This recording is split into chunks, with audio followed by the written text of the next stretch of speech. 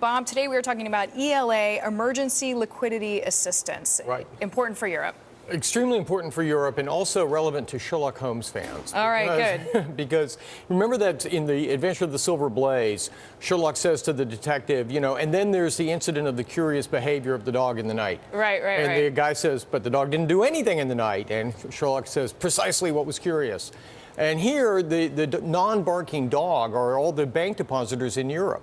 If all of these banks are about to fail, why haven't there been big bank runs? So no big Northern Rock moment, you're saying? There hasn't been, and why not? It's a really interesting question. It's because the ECB knows one thing for sure, that's game over.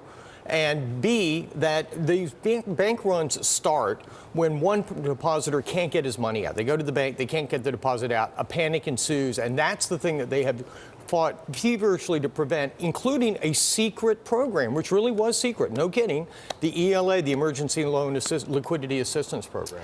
So from all accounts, then, this basically is keeping all these institutions afloat. Well, what's happening is that if you're a bank and you've got depositors coming in the door and you have no euros in the vault and you don't have any more collateral to sell under the LTRO, so there's no other way to raise it, you know what you do? You call up your central bank and you say, hey, central bank, this is my story. Central bank says, well, what can you give me instead of collateral? Local bank says, a promise.